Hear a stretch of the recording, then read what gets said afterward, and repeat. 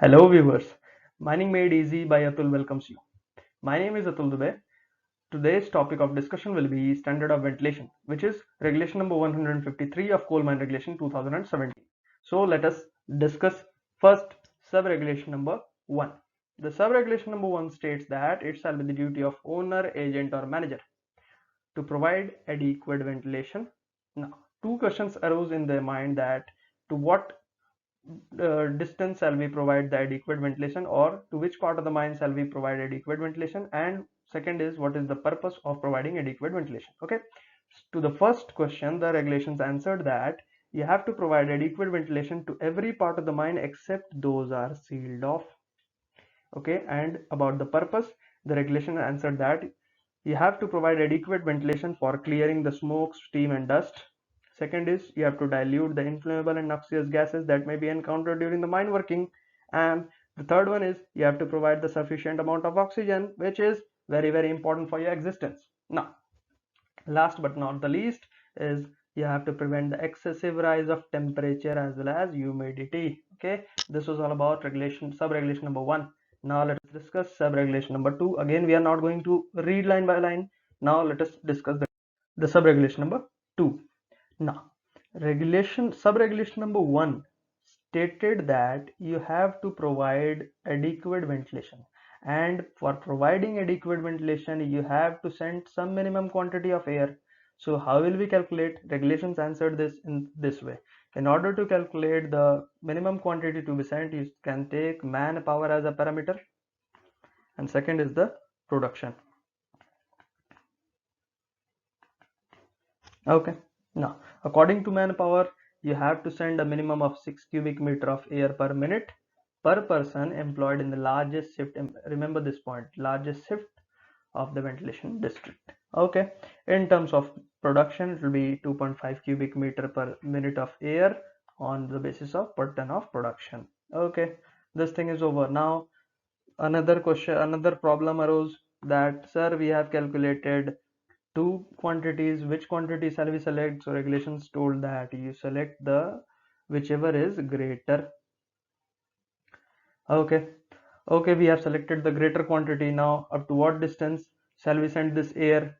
Then regulations said that you have to send this air up to the last ventilation connection. Okay, now let me just clean this. Now regulations had also discussed that you have to provide sufficient quantity of oxygen. So in order to define sufficiency, we have to select some minimum value. So regulations told that you select 19% as the minimum value. That is, the minimum amount of oxygen required in the mine air is 19% or more than that. We have to send. Okay. Now similarly for carbon dioxide, it should not be more than 0.5%. For inflammable gas, that is, we have to discuss that into two parts. That is, for inflammable gas of the general body of air of return airway, it should be less than 0.75%, and inflammable gas for the rest of the part of the mine, it should be less than 1.25%. Okay, now another point we had discussed in sub-regulation number 1, that you have to prevent the excessive rise of temperature as well as humidity. So regulations stated that in no case the wet bulb temperature should be greater than 33.5 degrees Celsius, but they have put a factor of safety that if it is more than 30.5 degrees Celsius, then you have to provide an air current of velocity not less than 1 meter per second. Okay, how will you provide that? By doing arrangement in ventilation. Okay, now the thing is, we have sent the adequate quantity of air, but how shall we know that have we provided the minimum quantity of oxygen that is mentioned in the regulation, or the minimum percentage of oxygen that should be present? Is it present in actual? The minimum percentage of, oh sorry, the maximum allowable percentage of noxious gases as well as the inflammable gas, is it there in the mine air? How will we come to know? For that we are going to take mine air sample, and in order to measure the temperature, we are in order to know the temperature, we'll measure the temperature. So regulation have fixed a time limit that at least once at least once in every 30 days you have to take the mine air sample as well as measure the temperature. That is at least one. Remember this point, this is at least one. That means it can be more than one also. Okay, now there is a provided that situation given in sub regulation number 2 is that the chief inspector of mine has the power under special circumstances to give an order in writing or to give a written order. To give a written order for what purpose? For giving the scheme of ventilation. Okay, to design a scheme of ventilation for a particular mine under special circumstances. This was all about sub regulation number 2. Now let us move on to the last ventilation connection part. Last when this figure shows the pillars.